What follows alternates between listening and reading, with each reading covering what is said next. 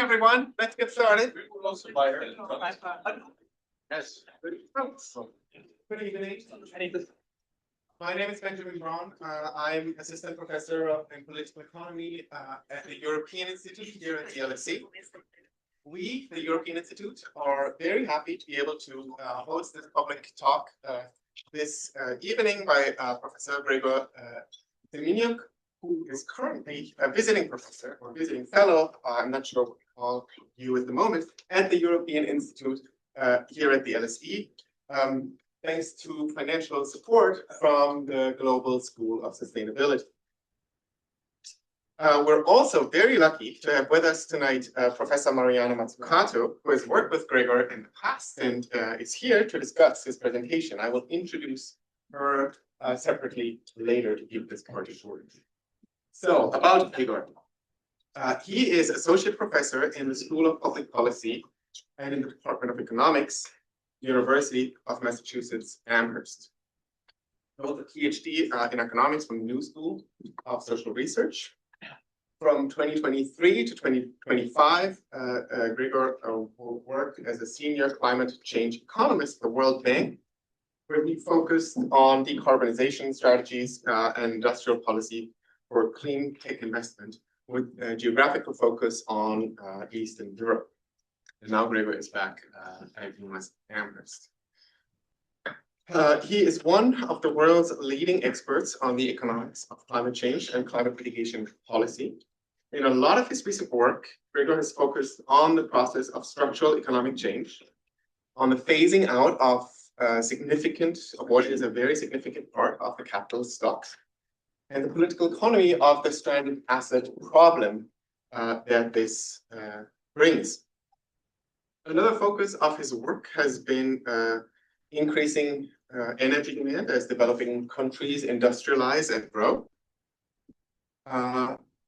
This work has been published in lots of leading climate policy journals and economics journals, with several articles in Gregor's name appearing in Nature Climate Change and Nature Energy. Today, Gregor will speak about a topic that sadly and shockingly is far more urgent than we were hoping when we scheduled this lecture. The talk will then be followed by an intervention by Professor Mazzucato before we open it up for questions and comments from the audience. Gregor, the floor is yours.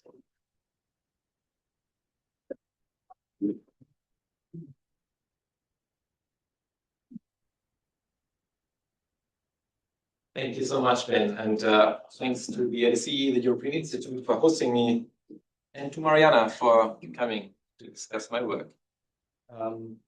Realize I have one question. Yes, this is how I do it. The clicker is there. There's a clicker too, even better. All right, so yeah, good evening, everyone. Thanks for coming out in these gloomy and disturbing times when maybe the thoughts wander elsewhere. So I appreciate that you're all here. And indeed, my talk is related to what's currently going on in the Middle East. There are many horrible dimensions of this conflict, but one of them is, of course, fossil fuels. And this talk is about fossil fuels, the price of fossil fuels, and where the income that stands behind the prices that others pay goes. Who gets those profits? So the oil price is up. You've probably all seen this graph somewhere in your social media feeds or the newspaper. To be fair, the oil price isn't quite as far up as it was in the energy crisis in 2021, 2022, with, of course, the attack of Russia on Ukraine and then the sustained war until today being the major trigger, however, preceded by supply chain blockages left over from the COVID-19 pandemic. So we aren't there yet, but the specter is there that we're returning there. If this war isn't contained and stopping quickly, it's very imaginable that we're going back up up to this peak of prices or maybe beyond. And this means economic recessions, inflations, cost of living crises, and all of that. And of course, we have the same thing for the gas price. And again, it's not where it used to be in 2022, but who knows? This looks pretty steep. And every day this war lasts, chances are that this is going up further. But isn't this at least good news for the energy transition? Mainstream economists have been telling us for decades that just make fossil fuels expensive. And that's going to do the trick. Relative prices. Fossil fuels are expensive. The alternatives are therefore cheaper. So isn't that at least one piece of good news? Well, it's not so simple. Indeed, consider the 2022 energy crisis. Because when prices rose, when the bombs flew and the tanks rolled, fossil fuel firms actually had their best year in decades. They reaped record profits, and their stock market prices, so their market capitalization, doubled between 2021 and 2024, with the major increase in the share prices right in the year 2022 alongside the war. This green line is instead renewable energy stocks, an index of renewable energy companies, and they declined by 50%. So high fossil fuel prices seem to be having the exact opposite effect of what we would be hoping is happening. And it's difficult to to shrink an industry that is so successful. This is an industry that's doing really well. Not everybody, we'll see who, but investors want to be in this index. It's great returns, great gains of capital. So the low carbon transition, in order to overcome this, requires going beyond fixing relative prices and looking also at relative profitability. And in order to address this, we need to understand the embedded interests and power that is specific to the sector. In other words, who stands to gain from the status quo and who would stand to lose if we had an energy transition, and would try to perhaps delay that a little bit, keep their well-padded profits there. And this is not just a historical episode. If we draw this graph to the present, this is the graph in our paper that I'll mention in a second, which ends in early 2024. But you can see here that the fossil fuel index didn't go down. And in fact, when you,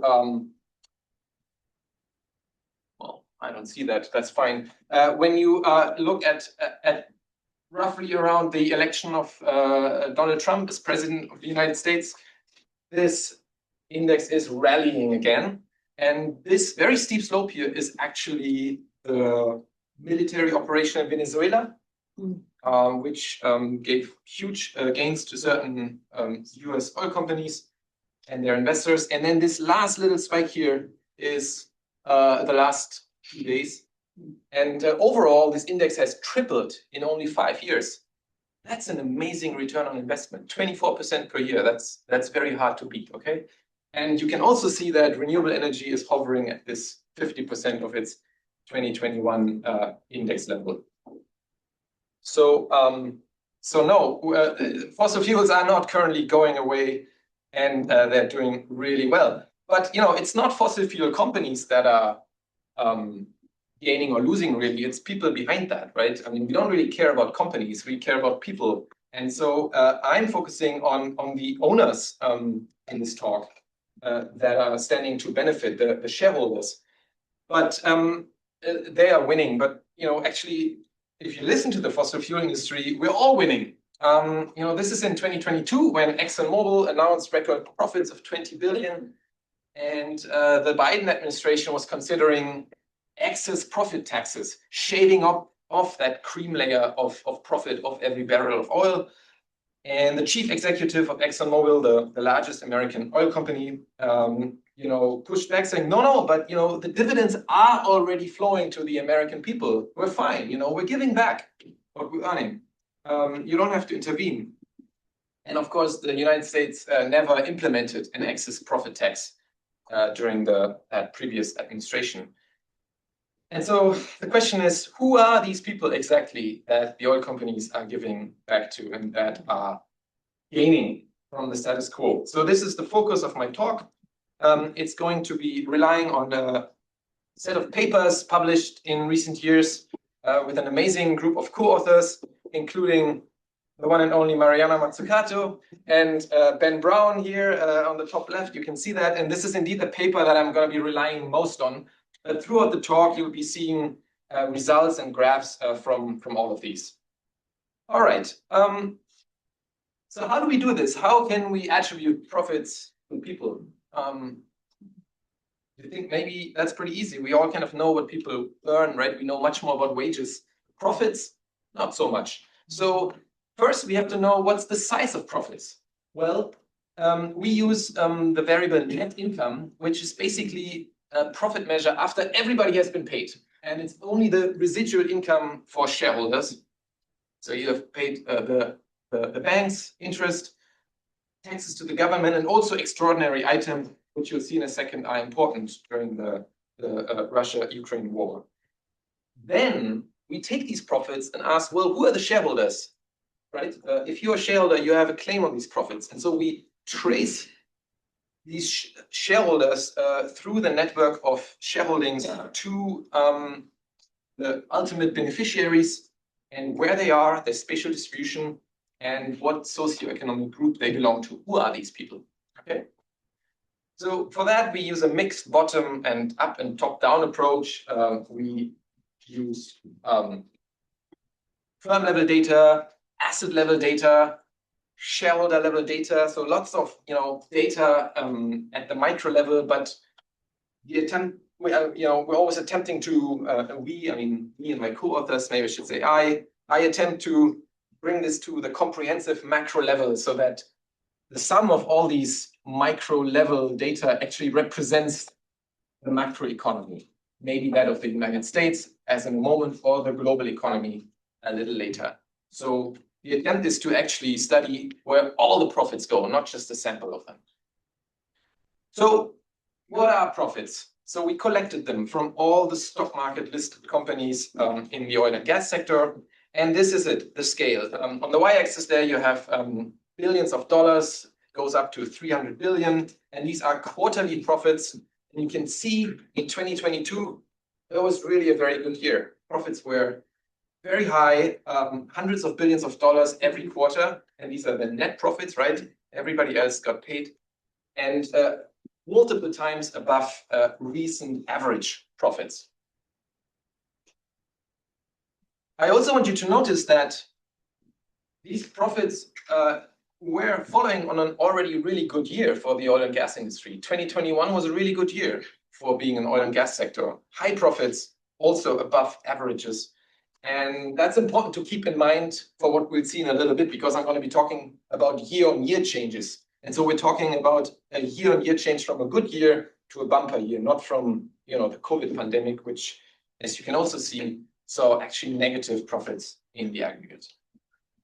And this is your extraordinary item in the income statement of companies. The first quarter of 2022 actually doesn't look so successful, but that's only because Western oil companies wrote off their assets in Russia, saying, well, these future revenue streams, we're not going to be having them. Let's write them off right now. So this is, BP owning 20% of Rosneft and so on, which it claims it doesn't anymore.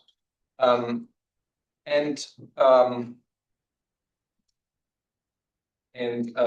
we look at country level data, and we also compare the total 2022 profits here, this is these pink bars with the crosses and the discs, you can see that these were really, really great years for profits for a number of countries. And at the top of the list is the United States of America, which usually, when you look at these crosses and discs, right, it's behind Saudi Arabia, which you may have expected to earn the most profits, and also behind Russia.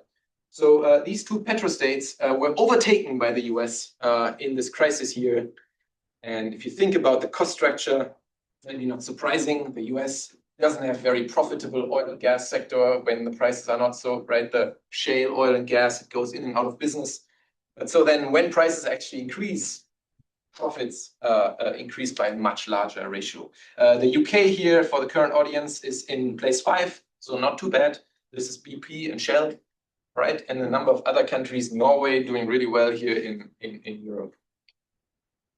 All right.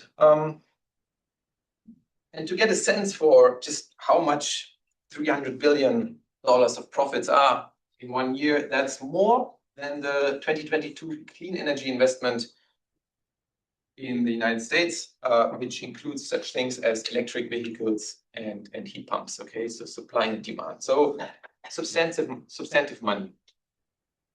So we know the profits, how much they are, where they sit with which companies. How do we get them to their shareholders? Well, briefly, we collect all the shareholdings and we build a network. On one end are the nodes of oil and gas firms, and then the next node are the immediate shareholders, and they're connected with their shareholding, and then there are the indirect shareholders, all the way to ultimate beneficiaries that directly or through holding firms and financial firms are shareholders of the oil and gas companies. And another important group of shareholders are, of course, asset managers that hold shares on behalf of their clients. So they're not the shareholders, but they manage the shares. All of that we can then map to categories of ultimate beneficiaries. And ultimate beneficiaries are persons and governments. They're not companies, right? Because companies are owned by people or governments. And thanks to central bank data work, we can map these categories into socio-economic distributions. And you'll see on the next slide what exactly that means. But you can imagine it like this. We have all the profits that accrue to business owners, people that own their own oil company. It's a private company. And the central bank will tell us, well, 20% of these business owners are actually in the top 1% of wealth owners, and 30% are in the next 9%. So it works like that. All right, so before we look at results, this is the dimensions of the data. We have about 1,400 listed oil companies, and then another almost 23,000 unlisted ones in this stage 1 data. And we map profits to almost 230,000 shareholding loans through the snowball method. We ask, well, who are the shareholders of the oil company? And then for each shareholder, we ask, well, who is the shareholder of the shareholder? And so on until we're left only with persons or governments. And this is very difficult to do for the whole world. So because the United States is the biggest beneficiary of this, and because they happen to have really good data, especially on this stage 3, stage 4 crossover, this is the focus of the next slide. Who in the US, who are the American people, to answer the question that I asked earlier? Oh, here are the data sources. Well, we can talk about that if you have questions. Many data sources, lots of work by very motivated academics working the weekends. So here's the result, our central result. This is where profits go from the source here on the left-hand side. And you can read this graph. The height of these bars is, the amount of profits. And the flows are proportional to the amount of profits that is propagated from one stage to the next, to this next node here. So for instance, US oil and gas companies were making $360 billion once you include non-listed companies. If you are really good with numbers, you saw that previously we had fewer profits, but now we have all US companies, not just stock market listed ones. And then a certain share of these, $73 billion belongs to the owners of companies. You may know Harold Hamm of Oklahoma, who owns one of these shale gas companies. And so he would be in there making pretty good amount of money that year. But then you also have shareholders that are savvy enough or affluent enough to directly invest through brokers into oil and gas companies. But then down here, you have asset managers who are managing a very substantial portion of profits on behalf of mutual fund holders and also pension funds. And the international dimension of this, you can see with these gray nodes, part of US oil companies are owned by foreigners, but an even larger part of foreign oil and gas companies are owned by US shareholders, often through asset managers. So the headline result is that the top 1% of wealth owners actually get pretty precisely half of all of these profits, 50.4%. And if you split this up further, then you can see, perhaps unsurprisingly, that the richest among the rich, get half of this very large slice. If you add to that the next 9%, the top 10% of wealth owners, this eats up 84% of all the profits. And when you look down here, the bottom half of the population basically receives nothing, a few billion, which is just 1% of the pie. Okay, so a very unequal distribution of these bumper profits.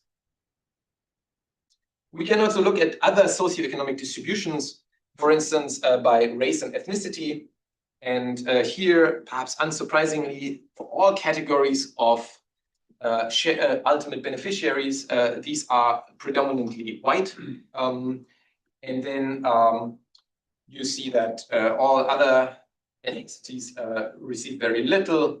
And there's an interesting wrinkle that if you look at the black shareholders here, the biggest source of their profits are actually pension funds. Right? So this is your teachers' pension funds, public servants, and so on. And the same for Hispanics. And actually, if you permit me to go back, if you look at these bottom 90% of the population, their biggest source of profits is pension funds. Okay, but since pension funds are pretty small compared with everything else, it's not a lot of money that they get. Well, relatively, everybody got a little bit of money, unlike in fossil fuel importing countries. All right, so I'll just move on here. This is another way of showing these data, regardless of the dimension. It's a very skewed distribution. Finally, college-educated households also take home most of the profits. So we have this increase in inequality then. We have a skewed wealth distribution that leads to that. But there's a wrinkle to this, and it's also relevant to today as energy prices rise again. Not only do the wealthy get most of these bumper profits, but we also have inflation, which makes you poorer if your income doesn't rise. And we know that in 2022, there was inflation inequality. Now, what is inflation inequality? It means that when the average inflation is in the US 6.5% in 2022, then some people actually experience higher inflation than 6.5. That's just the average. And others experience a lower inflation. And that basically depends on what you buy. And in 2022, do you remember what increased most? Energy and food. Those were the prices that went up the most. And less affluent people spend a larger share of their budget on energy and food. So according to the Bureau of Labor Statistics, the richer parts of the distribution had an inflation of only about 6.3%. And at the lower end, the inflation was 6.8%. Now, the real novel result that we have in here that I don't think anybody has shown before is that on top of this inflation inequality, the rich are actually compensated for inflation by a profit income increase. That is causing the inflation in the first place, right? There is inflation because energy prices went up. It doesn't come out of nowhere. But then not only if you don't buy as much energy as part of your budget, you're sheltered from that inflation a little bit, but you're also reaping the profits that are sitting behind that inflation. So I think that's a remarkable result. And when you plot that, you can see that this differential increase in profits vastly exacerbated inflation inequality. It really dwarfs the inflation inequality because of differences in baskets. How to read this graph? Well, up top here, these discs, that's your consumer price index, which wiggles a little bit for different groups. Down here, you have the different socioeconomic groups in the wealth distribution. And then these two observations here for the top 1% of wealth owners show you how much they're compensated for of this inflation, depending on how you calculate how much of the profits they use in that year. Okay, so let's be conservative. Let's say they only consider their shareholder distributions a direct income. Then their inflation was reduced by over 3 percentage points. Half of the inflation went away, right? Prices are still higher, but your income also went up. And for all of the top 1%, it's also a very substantial compensation, and even the top 10% to some extent. Compare that with the middle 40%, as it's called by Piketty and company. Of course, they're above the middle. They're the 90th to 50th quintile. You see still there's a little bit of reduction. And of course, for the bottom half, you can't really see any change in inflation. So this is the problem here of inequality that happens at the same time that those who are big shareholders are really benefiting from this cost of living crisis because they are getting the income that is being earned through these higher prices, that is inflation. All right, what can we do about this? Well, actually, the Biden administration discussed excess profit taxes. The UK and the European Union implemented excess profit taxes. I believe that in the UK is still in place. It faced criticism because it was adjusted and planning uncertainty and so on. The one in the EU faces lots of legal challenges because oil companies argue that the EU cannot tax. It's not a country. So let's see where that goes. But the EU was earning, I think, about $28 billion through this excess profit tax while it was in place in 22 and 2023. Let's imagine the US had implemented an excess profit tax by taxing away the incremental profits in 2022, which were huge. Over those really good, you would still have a lot left. It's just a scenario. I'm not saying this is how it should be done, but if that had been done, there would have been a yield of $225 billion in tax revenue, 10 times the amount the Europeans garnered. And that could have been paid, for instance, as a dividend, as an equal dividend per household, which would have compensated 3 percentage points of inflation of the bottom half of the population. So flipping this around from the rich to the poor. And this is what these green triangles were showing you in the previous graph, right? If you don't earn a lot, then $1,000 make a big difference to your income, and $2,000, $1,700 even more. Another thing is that you could have doubled US low carbon investments that year on top of the fact that an excess profit tax also readjusts relative profitability, right? If you can't earn more profits than up to this tax, then it's also not that of an attractive of an investment. And finally, of course, I hardly dare say this in the current geopolitical age, but if you had considered a fairness perspective, help developing countries get their renewable energy industry up and running, this money would have also doubled investments in all of the developing world, excluding China. Okay, so it looks like it's a good time to revisit excess tax and price stabilization policies as we hear these headlines. And what this really has shown us so far is who's currently benefiting. So the flip side of that is who would lose. And I'm nearing the end of my remarks, and we've just moved on to these other 4 papers, in case you were wondering. What if we had an energy transition? What if these profit incentives didn't translate into political power that somehow move various governments to renege on their climate policies, what if we were moving on a net zero trajectory, net zero by 2050, which is the Paris compliant pathway. This is oil demand in such a scenario in blue out to 2050. And then the IEA's much discussed current policy scenario, which it newly introduced, which is even more conservative than its previous reference scenario. We can talk about that in the discussion if you want. But you know, you have a starkly different future. In one, oil demand increases, and so you have really good profits going forward. And then another, oil demand halves in only 15 years here out to 2040. And this is not good for profits in the oil and gas sector. So if we move from this current moment where there's a big ramp up in investment in fossil fuel, you know, everybody talks about this red scenario now. What if climate policy was successful? What if this profitability dynamic would be defeated? What would that mean for profits? Well, we would have stranded assets, disappointed expectations about future high profits.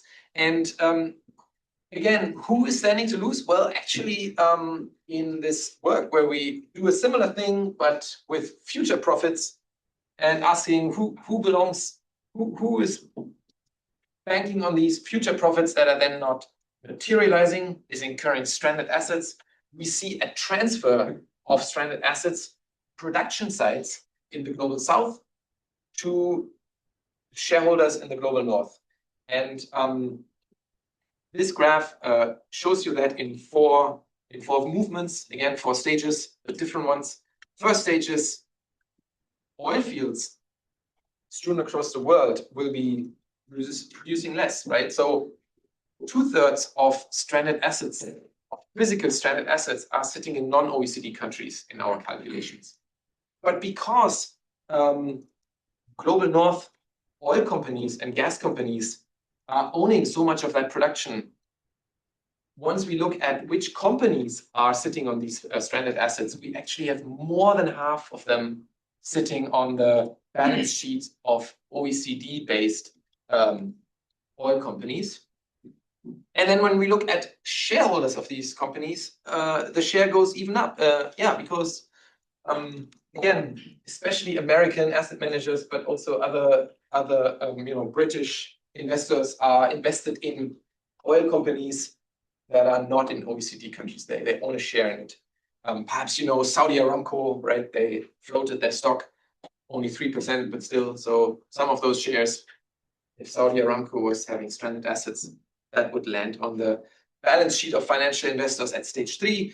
And then at stage 4, we have a little bit of a redistribution back to the rest of the world from these asset managers managing everybody's money.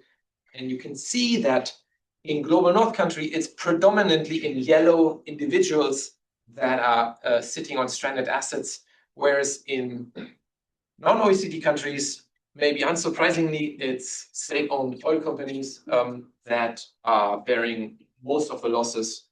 But quantitatively, these individuals in this scenario, you know, don't take these numbers, you know, don't quote me on the exact percentages. It's just a scenario, but I think it's indicative of the direction that wealthy individuals in the global north are just as much exposed to a transition away from fossil fuels as the petrostate governments in oil-producing countries outside the OECD. There are a few petrostates in the OECD. Anyway, so the loss in financial markets, of course, is even much more concentrated in the United States and a distant second, the United Kingdom. So this is the financial industry. We're not looking at all the fees that asset managers are taking from this. We're only looking at shareholders, but still, financial markets in these 2 countries are also quite invested in the current situation and would be suffering these devaluations. And just as for the current profits, different paper, different color scheme, we can, and different underlying data, this one from the World Income, World Inequality database in Paris. Different countries in the global north have very similar profiles, where in yellow and green are the most affluent people that are sustaining stranded assets.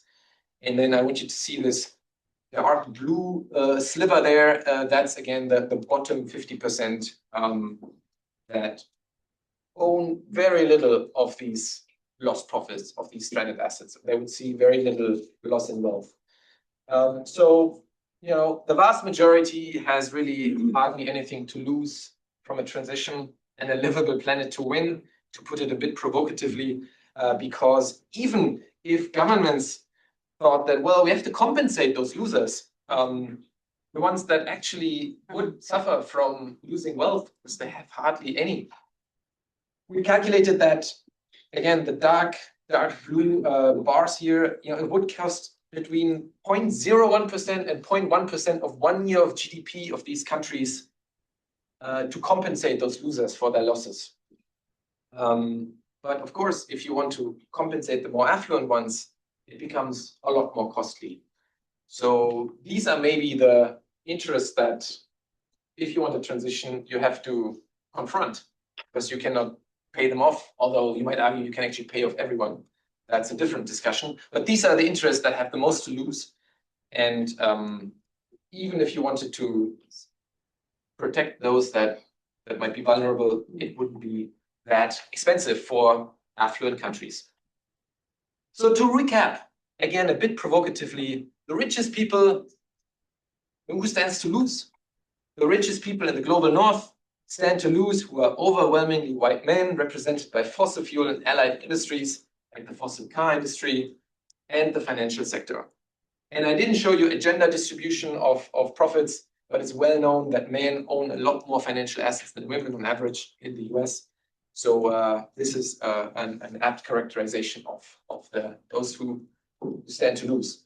And so the transformation, the renewable energy, the low carbon energy transition is really a matter of organizing the interests of the vast majority against those of the wealthy few.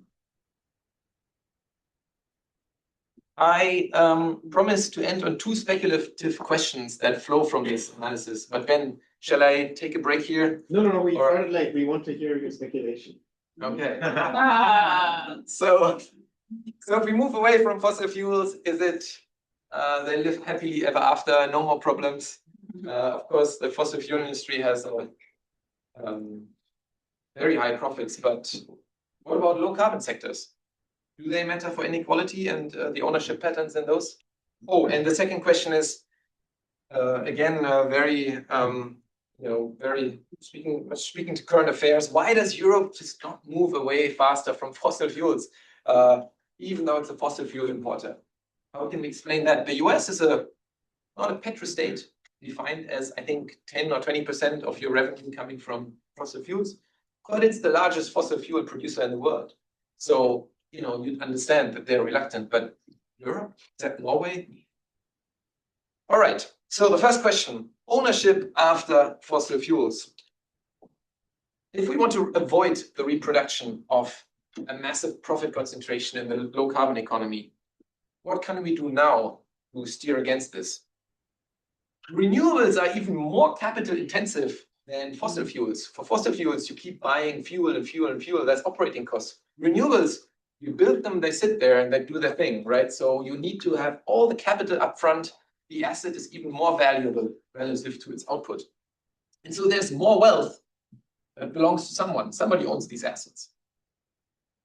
We did some speculative scenarios, and this is a very broad brush, but it really matters for the wealth distribution who owns these assets. So if these are 2 scenarios here, the black line, the solid line, is the share of wealth owned by the top 1% globally, according to Lucas Schanzel and his colleagues in Paris. So there's probably a certain uncertainty to the exact level of this ownership, but it's roughly 2/3 of all wealth, okay?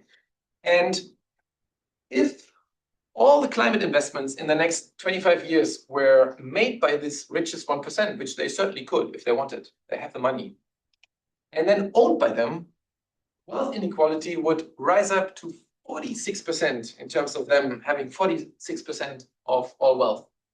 On the other hand, if governments taxed the richest 1% to an amount that would finance all these investments and then were owned by the public, their share in global wealth would go down to 1/4. So, these are extreme scenarios. The reality may be somewhere in between, but you can see that the problem doesn't really go away if you are interested in wealth inequality and maybe also undue influence of certain industries because they're protecting their wealth and profits. The good news is that market creating investments in these low carbon sectors are already being financed quite a bit by the public. This is a result with Mariana for the first decade of massive investments in the renewable energy plant sector. And you have billions of dollars on the y-axis. So lots of investments needed to scale up wind, solar, etc. And the solid lines are private investments, private finance. The dashed line, publicly owned finance.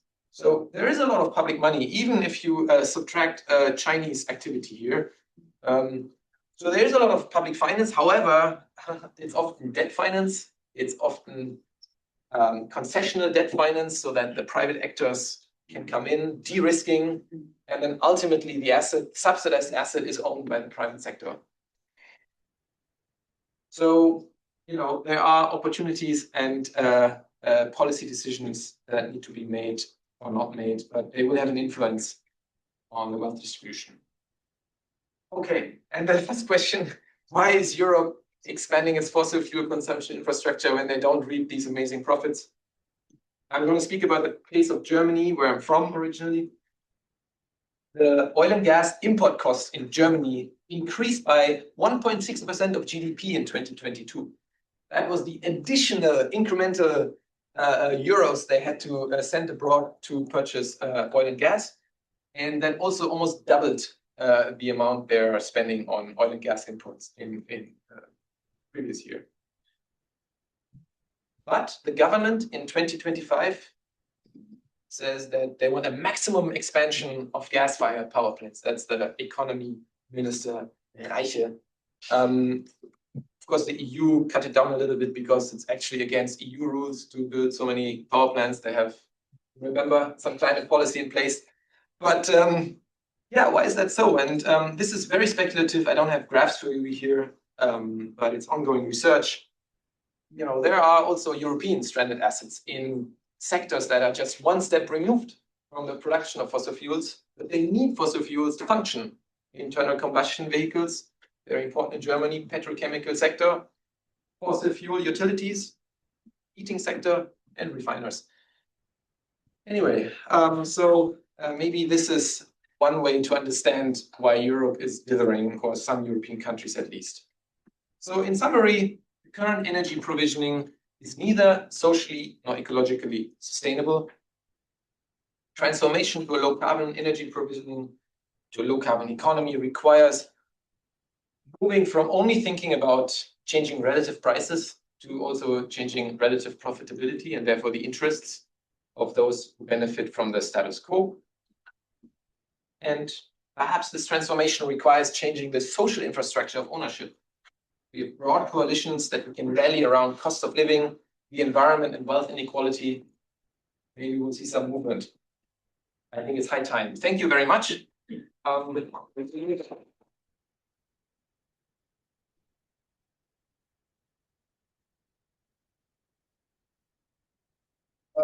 Let's sit down over here. Maybe you can be in the middle. To the main here. And I will, in the meantime, introduce Professor Mariana Mazzucato, who will be offering some thoughts on various presentations. She is professor in economics and of innovation and public value at University College London, around the corner. Professor Mazzucato is the founding director there of the UCL Institute for Innovation and Public Purpose, or IIPP. Many of you will be familiar with Professor Matsukato's work, which has been extremely influential in academia and in policy and government around the world. Professor Matsukato has been working with governments globally, specifically on rethinking the state and green industrial policy from the focus on market shaping perspective. She has worked on theoretical topics related to today's presentation, from the green transition to economic rents. And she's the author of many well-known books. I'll read the titles of a few of them. The one that I read very early in my career and that had a big impact was, and I'm not the only one, is The Entrepreneurial State. Then The Value of Everything, Making and Taking in the Global Economy. Mission Economy, a moonshot guide to changing capitalism. Relatively recently, The Big Con on consultancy industries and their influence. And then her new book, The Common Good Economy, A New Compass, is out this June and will actually be presented here at the LSE, among other places in autumn. Thank you, Professor Matsukato, for joining us, and the floor is yours. Thank you, Ben. Thanks to the Institute, but especially thank you to Gregor. I was joking today that I don't know whether to refer to him as a son, a cousin, a student, a professor, because you've had so many roles, like we've played many roles together. And the most recent was actually co-authoring quite a few papers. I just counted, like between chapters and working papers and articles, almost 10. But what's really, really important, I think, in Gregor, and there's also some people there in the back, Anna and Anna Hope, is the training you get at a place like the New School, so the New School for Social Research in New York, is so important to actually do this analysis, right? Because you brought up words like rents, but most people, I don't know how great your economics classes are, I don't know if you've studied a theory of value, where there even is a theory of rents to differentiate them from profits. And I often joke when I go on Newsnight and they always put me up against a token right-wing person from the Adam Smith Institute. I'm like, dude, did you even read Adam Smith? Like, you know what you meant by free market? It was free from rent, not free from the state. And, weak states don't know how to actually reduce rents. And weak states doesn't mean small states. You can have a large state that's weak in the sense that it's been captured and so on. And so many of your conclusions in the end really could also map into not only, to identify the rents, and you have to have a theory of rents to distinguish them from profits. And this isn't about moral, fair levels of profits. It's, you kind of need, you have to read Marx, volume 1, 2, and 3 to understand rents. But anyway, you can do that later. But also to uncover them and then to also ask, what do we do about them? You didn't put up the fun slide. Where's the fun slide? No, it's coming. I was waiting for you from. Oh, sorry, because one government, there she is. So this is actually really funny. You should put it in the article, sorry, because what happened, so Teresa Rivera, anyone know who she is? She was the Minister of the Environment in Spain. God, I can't remember when she finished, but 2 years ago, then she became the Vice President of the European Commission. And during these years, so the September before the Ukraine war, what was that, September 2021, Spain was the first country that taxed the excess profits. And she and I had been talking a lot about that. And so her daughter, who would always hear, so she has 2 daughters, one is a designer. This is pre-AI, pre-Grok, pre-everything, made this wonderful poster of us kind of, combating. And the energy companies in Spain then protested. They said, look, we told you she has a gun. They had no idea what this movie was, which, by the way, you'll know that the real actress is Susan Sarandon.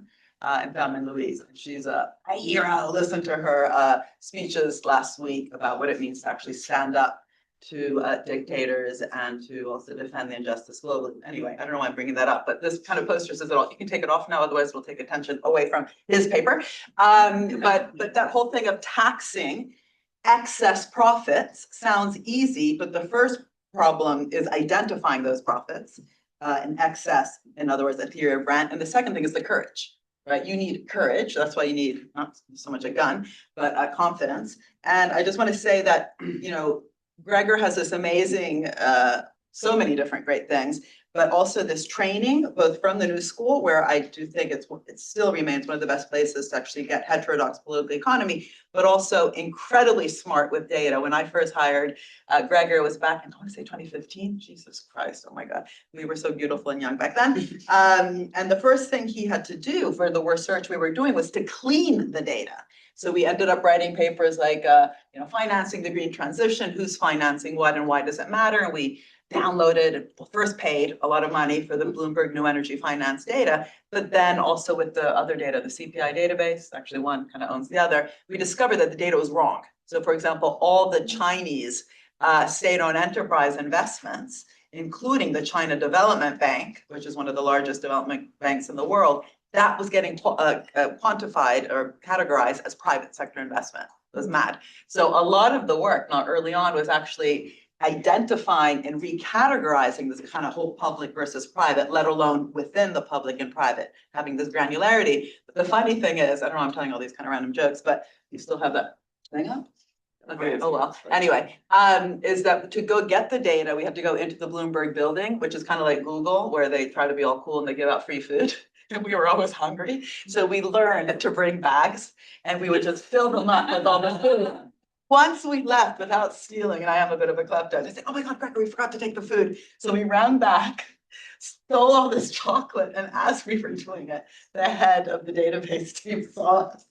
Anyway, it was very embarrassing. It was very I promised to make my comments more relevant. I'll just say three things, which is besides that Gregor has been. Yeah, okay, this is terrible. I promise to get serious. But the work he also did, by the way, with two of my own supervisors at the New School, Duncan Foley and Lance Taylor. You've been really working on this for such a long time. So you had the paper with them, your own PhD was on this. So he's really been at this for a very long time. And I think what's important, and also I want to open it up, so I will be brief. I'll just say kind of three quick points that I think are important for the framing, because you said it, but I just want to kind of say it even more out loud, that even pre the issue of kind of who gets what, and that's where your paper is incredibly, it's actually incredible, the data that you guys did, the work on the data to kind of trace it back to the actual individuals, in the middle of the different funds. The big issue there is that finance is not neutral, right? Finance is not just greasing the world of commerce. The structure of the finance matters. And, there's lots, like my own work started on this because I was very interested in how, say, venture capital, right, which is like high risk finance. Well, it's not that high risk, first, like it tends to come in after public funds, but also the fact that it's so exit driven. You want to exit in 3 to 5 years through an IPO or a buyout, that has actually affected what happens in the real economy. That point that finance isn't neutral, even before we get to the distribution issue, it affects what happens in these sectors. So in my case, I looked at biotech, nanotech, IT, and so on. And what we found, for example, the biotech industry with the work with Bilizonic was that it led to all these PLIPOs, productless IPOs. It sounds like a pimple you pop or a disease, but that kind of rush, right? That rush. And what's interesting, the rush to finance and to exit and to make money from it actually hurt the innovation and the evolution of the productive capacity of some sectors. And you didn't talk about that. So that's sort of one of my questions. To what extent do these two types of work also talk to each other in terms of the direction of finance, even within fossil fuels, right? There's different directionalities. You'll remember at SPRU, there was Andy Sterling working a lot on that kind of stuff. So that's one thing, that you have a lot of these kind of, sources of finance. What do we know in terms of how you've looked at it? Maybe also drawing on your previous research, our research and others, on how then that almost creates a mirror image, right? Kind of dysfunctional directionality, also hidden because we don't talk about this, and then dysfunctional and hidden who gets what and why. So that's one thing. Second, like your recommendations, which are so important, and hence the need for courage and not so much guns, but whatever ability also to negotiate. That this should be really framed as pre-distribution, not redistribution. We can talk about taxing excess profits, but how to kind of prevent those rents to exist in the first place really matters. And this is a sector, this again goes back to our work, that has massively relied on public funding. Even shale gas, there's a really good study by the Breakthrough Institute, even though the guy who founded it now has gone mad, he's become a complete whatever, it doesn't matter. Are we not allowed to speak politics? I'm sure we are. Anyway, the Breakthrough Institute did a really good study back in the day, probably 15 years ago, how the history of shale all traces its roots to public funds. So one of the ways to also prevent these rents to exist in the first place is to make sure that you have what Bill Lazonik and I call like a, that risk reward nexus, instead of socializing risks and privatizing rewards, which we've seen in every single sector, energy, pharma, AI. Look at where all the AI investments came from LLM, the speech recognition, it was all in the public domain. Getting those contracts right in the first place really, really matters. And again, what's interesting is that, Trump now is taking like equity stakes and some semiconductor and other companies, that's not the point. The point is, as you create the wealth in the first place, how you create value, you need to be making sure that you have that pre-distributive, just, fair distribution of rewards based on who did what.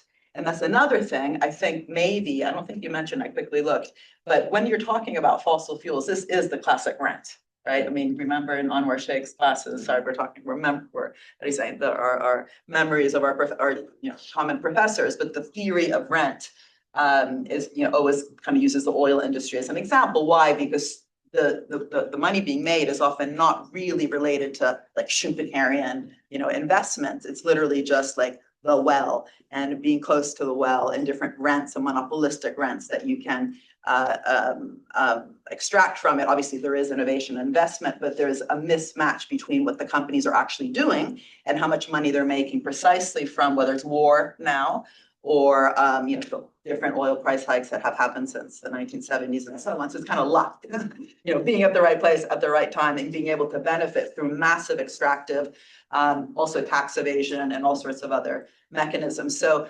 preventing those excess profits to occur in the first place also requires not only kind of like a Marxian or even Adam Smithian and Ricardian theory of rent, but also an understanding of innovation, investment, productive capacity. Literally, who does what, and are they earning money based on what they actually did, or based on war, based on kind of random stuff that they're not responsible for.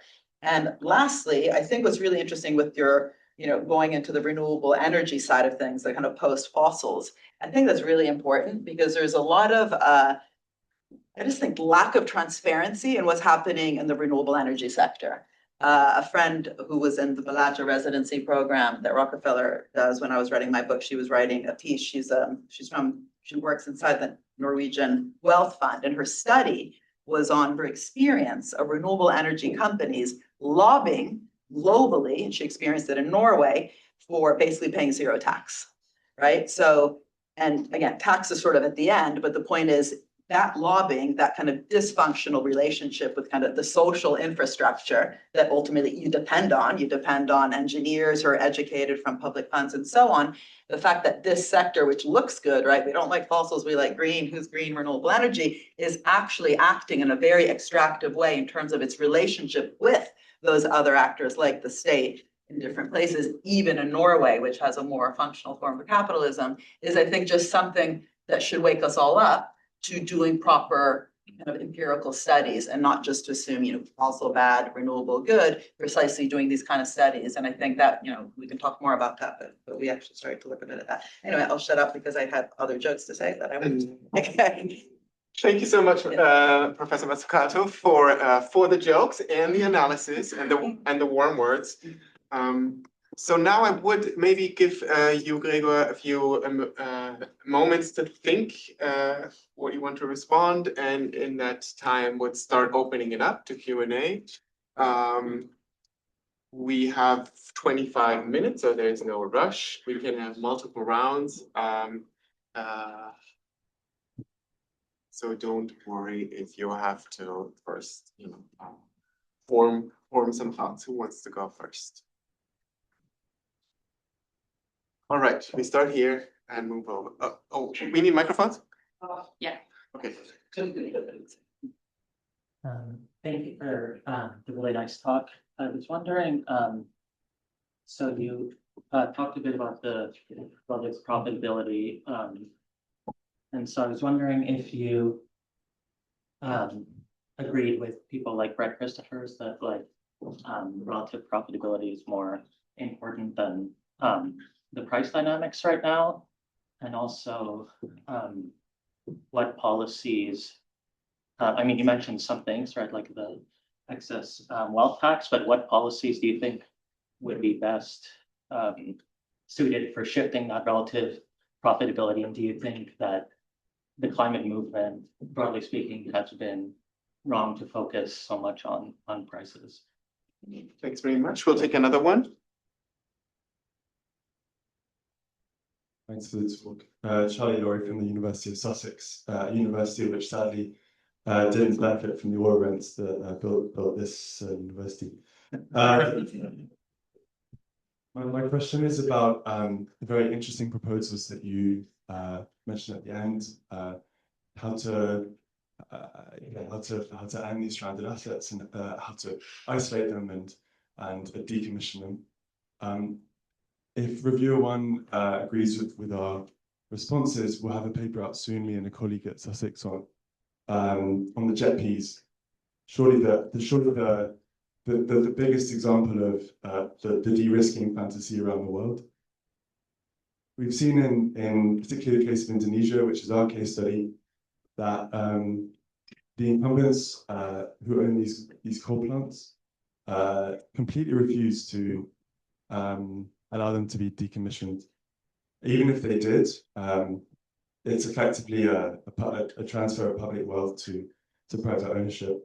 In a country like Indonesia, which is by no means a regional or a global hegemon, it doesn't work. So how will it work in Europe? Thank you. Why don't you start responding, and then we'll move to the left side. Maybe I'll start backwards. Yeah, thank you for your questions and for your very kind words, Mariana, on questions and the jokes. So jet peas, these are the just energy transition programs set up by a coalition of rich countries a couple of years ago at one of these COPs to pay in the UK. Thank you. Here's the expert to help fossil fuel dependent developing countries decommission their fossil fuel energy and replace them with clean energy, low carbon energy. And part of the deal is that because you forfeit so much revenue and profits if you just shut down, the idea is that you'd be paid something for it, and then you're paid to not do anything. Very similar to the compensation I was referring to, except not in the financial sector, but in the fossil fuel sector here. And you're saying it doesn't really work, and how would it even work in Europe? Well, the way I think about stranded assets, and it's a bit confusing because there isn't really one definition of stranded assets. I think of stranded assets as assets of which you have a certain expectation that they'll give you a return over years to come, a nice cash flow. You invest in them, you put down your money, you're committed, you can't change it. And then a little while after that, your expectations change a lot for the worse, like between these two scenarios. You invest because you believe in the red scenario, but what comes out is the blue scenario. So this is not about asking anybody to kindly shut down their power plant, but it's about the market actually stranding assets because there's no demand for it. And there's no demand for it because alternative technologies are becoming better every year. Innovation prices go down. I'll speak about Christopher's in a minute, why that may not be enough. And there are lots of planned policies, and so this combination of policies and technological progress, where I think the policies create the technological progress. I learned from Mariana it's the policy that starts great innovations. But then if the technology gets better, it may be easier to implement policies because it isn't so costly anymore, right? It's much easier to say today, let's increase solar energy generation than 25 years ago, when you had to have a feed-in tariff and large transfers to the owners of those power plants. So stranded assets here is, if you fail to foresee how the market moves, then you're in trouble. And what I think, and this is not my research, but I think implicitly what I'm showing is that this is a pushback from those who are seeing that their profits could be stranded, and they're doing everything to keep up demand for their product. And the more we invest in new fossil fuel supply, the stronger will be the pressure to create the demand for it, which means suppress policies, ban e-vehicles that are superior, etc., etc. Build new gas power plants. Okay. So that's that. And thank you for your question. And then Brett Christophers. Yeah, I do agree with Brett Christophers, who has a really great analysis of how electricity markets are currently organized in a way that makes it very hard for renewable power plants to earn money. And therefore, even though renewable energy may be cheap to build, it still doesn't pay.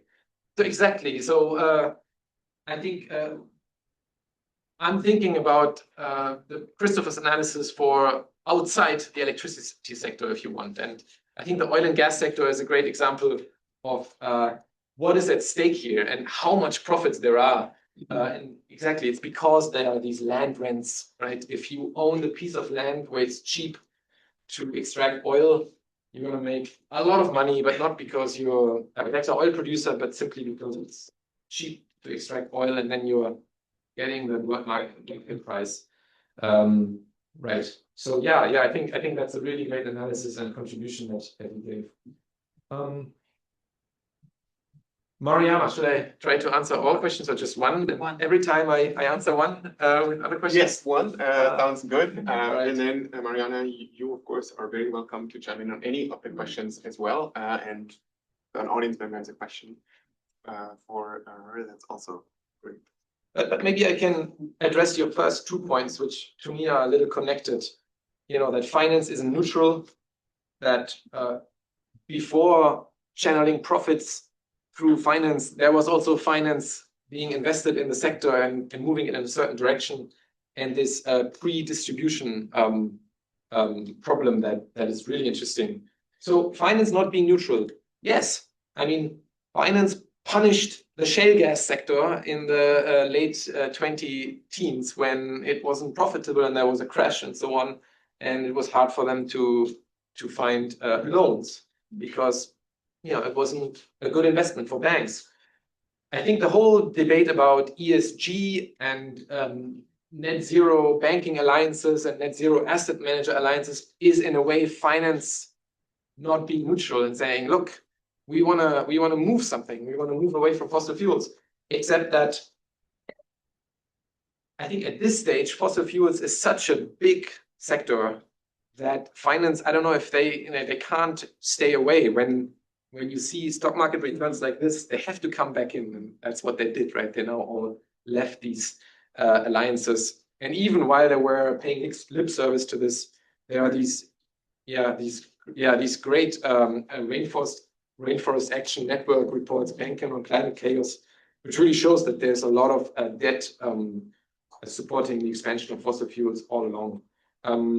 But yes, in principle, I think finance could play a benevolent role in withholding funds, and it certainly helped the expansion of fossil fuels. Again, because of the high profits, it's a bit of a special case. They have so much money outside the shale, they're not so reliant on debt as some other sectors. But yeah, so I think this is bound up with this whole divestment ESG topic today. I'm just not sure whether it's the most important conduit for changing the fossil fuel industry now that it's so large, whether it's not better to make sure to work on supply and demand directly so that finance doesn't find it interesting anymore. And then the pre-distribution is perhaps similar, and you're really the expert on this. Although we did write a paper about fast energy transitions in the past, how is this energy sector set up in the first place? And this paper was showing that actually in the past, when we have, what are the lessons for a quick transformation of the energy system? That's Iceland going to geothermal, France going to nuclear, whatever you may think of this. It was a fast transition. And then the US shale gas revolution. And in all of these cases, it's usually the government that is very, very important for making it happen. And in France today, it's still Électricité de France owning the power plants. the electricity sector is basically run by Electricité de France.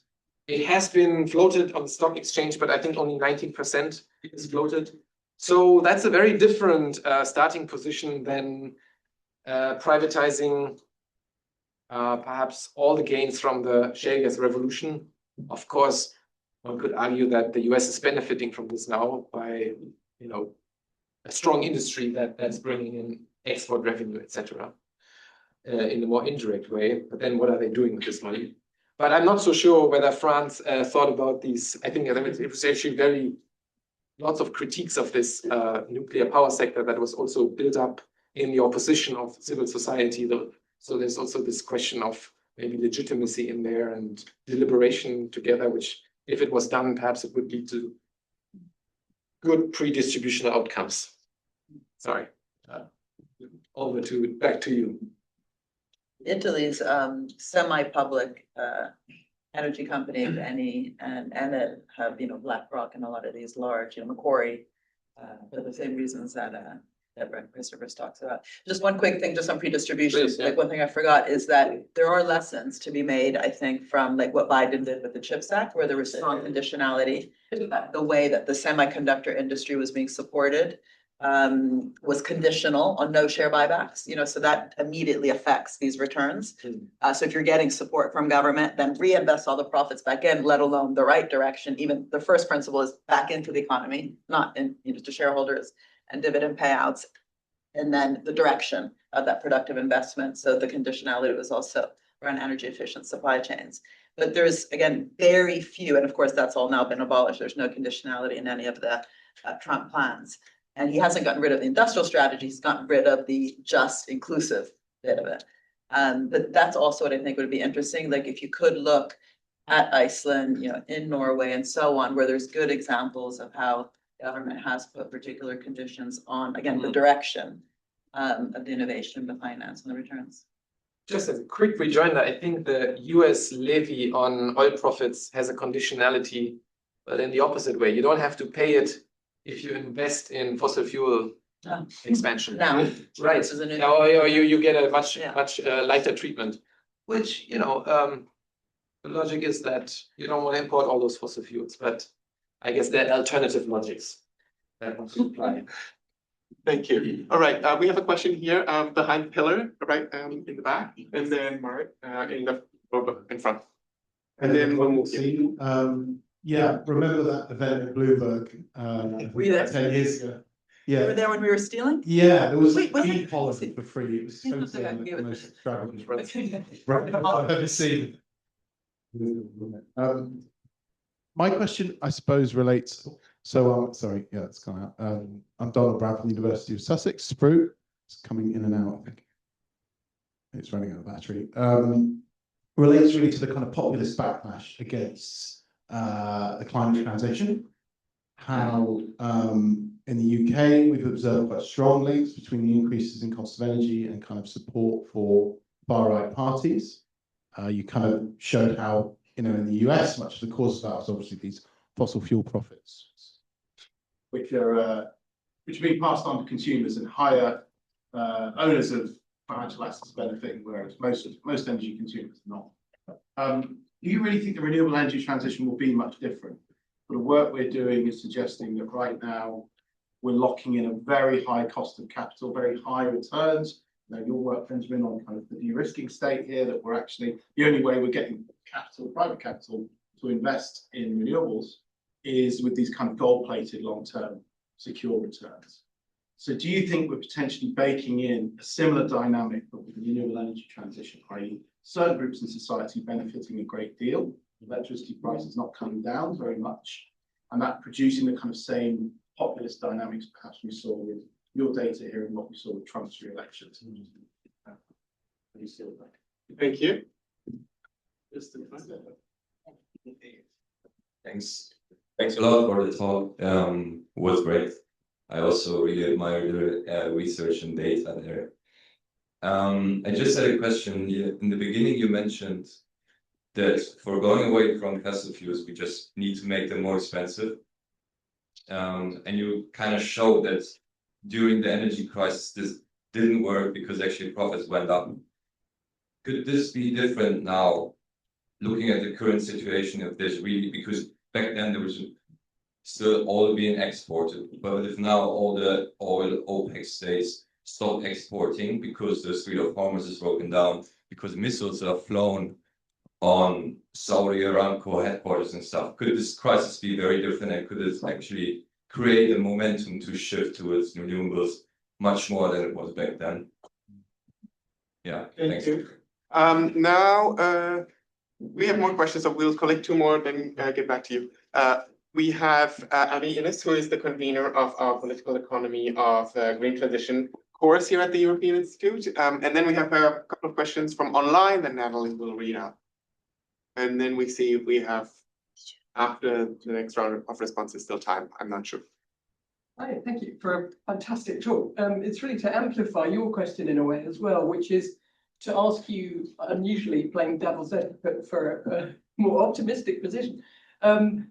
Is this different from 2022 for various reasons? We've got overcapacity in solar and batteries.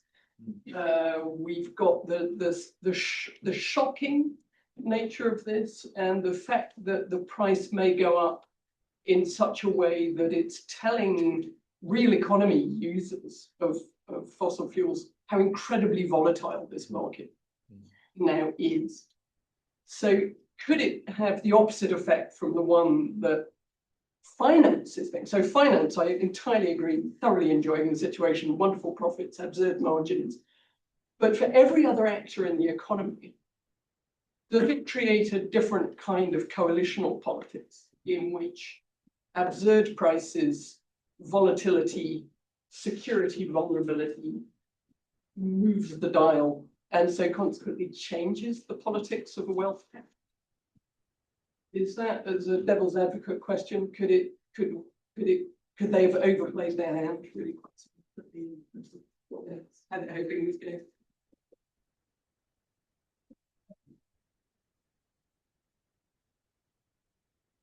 Thank you. We have quite a few questions online, so I'm just going to choose a couple. So this one is from Julian, and they say, what impact do you expect age cohort wealth inequality will have on the ability of governments to reinvest, e.g. pension funds into transition assets, given that most Western countries are aging and have lower risk appetites or are drawing down pension savings? So that's the first one. And then we have a question from Mohammed. I think the case of developing countries with the profit distribution and ownership will be quite different. We know that most of oil companies in KSA, for example, are state-owned, hence there will be no policy solution for taxing the rich or compensation for the transition being effective. The political economy and status quo beneficiaries and government officials will always oppose such change, as your graph shows that government will be the biggest loser. What might be the sound policies that could help the transformation in developing countries? All right, great questions. These are 5 questions. We have just a little bit above 5 minutes, so you'll have 1 minute per question. I'm sorry. You can pick and choose, of course. Oh, great to see you. Populist backlash. Yes, I mean, I'm not an electricity market expert. I think so far prices are still being driven by price of gas, typically as the costliest fuel. And so it's not really the fault of renewables per se that prices are high. But at the same time, and that's again Christopher's, right, who has great detail on this, renewable energy producers also bank on fairly high prices to get a certain rate of return that they were planning on having. And yes, I mean, that goes back to Mariana's points about who owns these, how do we distribute the profits. You know, if we're in the 1970s and utilities were publicly owned, we wouldn't have, if we hadn't unbundled electricity markets, it would be a very different dynamic perhaps, because there wouldn't be any counter interests to having low electricity prices. But we are not in that world right now. So yeah, very important to monitor that and maybe redesign electricity markets. Is this different? Thank you.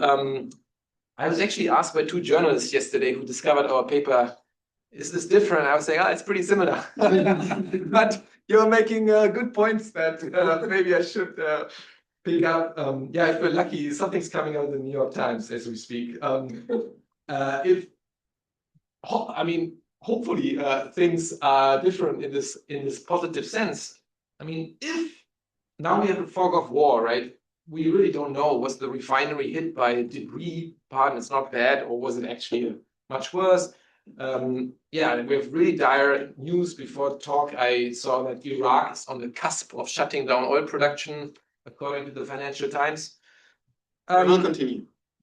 Sorry? We will continue, Yeah. they said. Okay. Since Well, okay. The next trigger in the index. But yeah, I mean, I think if that's interesting, if the crisis is bad enough, maybe people wake up.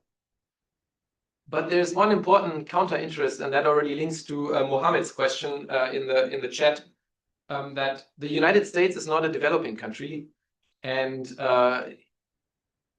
we have competing explanations, but this war was started.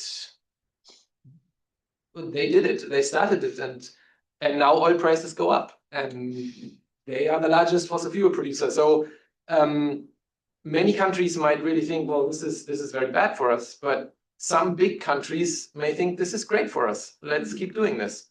Let's keep pumping fossil fuels.